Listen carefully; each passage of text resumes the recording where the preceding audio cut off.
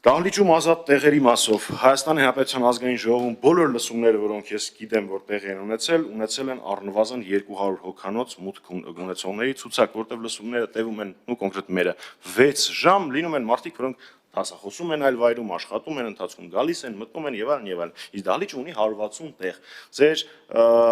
աշխատակազմը ազգային ժողովի հաստատեց 160 հոգանոց ցուցակ, այնինչ մենք ներկայացրել ենք 300 հոգանոց ցուցակ։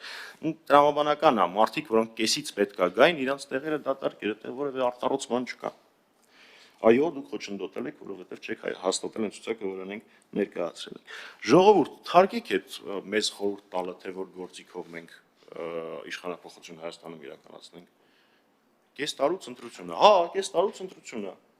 Ինչ գիտես մինչև ընտրություններ մի հատ նոր Վաշինգտոնյան տրամաբանություն կկնքի, չէ, հեչ հասեք է դա խաղաղություն է։ Փաստաթուղթ, որ ասում ես լավ կնքել ես, հասկացանք, այսինչ կետը ոնց անելու, այսինչ կետը ոնց անելու, այսինչ կետը ոնց անելու։ Չգիտեմ, տեսնենք փոխադարձությամբ 4 կետերը պարտադիր։ Թրամփը ասել է։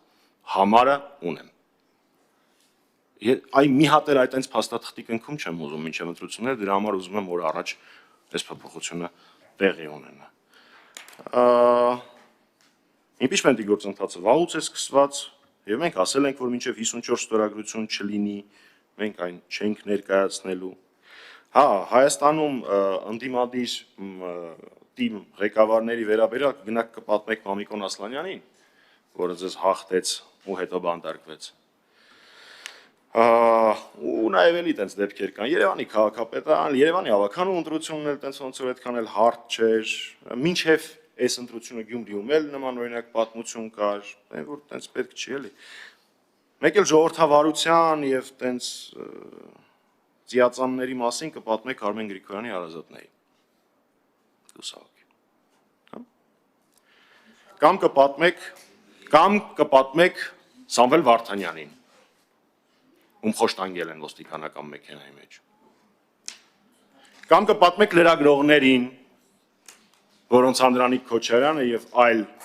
ձեր գործընկերներ թիրախավորում են։ Բռնության կոչերից են խոսում։ Այդ ո՞նց է ստացվում նույն բանը ԿՊ-ական պատգամավորը ասում է բռնության կոչ չի, ուրիշ մարդ ասում է բռնության կոչ է։ Մի խոսացրեք էլի։ Հա, բանը ծաղկող կոռուպցիա, անիվը հիշացնեմ, թե լավ է։ Թե հիշացնեմ, որ հանկարծակի բոլոր ԿՊ-ական պաշտոնյաների ծնողները կենսաթոշակային տարիքի Աստված իրանց երկար տարիների կյանք տա։ Ոնց են հաստատվում այդ 30 տարվա միլիոնավոր դոլարների վարկերը։ Կարող է մենք տարբեր երկրներում ենք ապրում։ Մի հատ հարթուկի վարկ կենսաթոշակառուին դժվարությամբ են վարկերում հաստատում, ստեղ միլիոններ է գնում։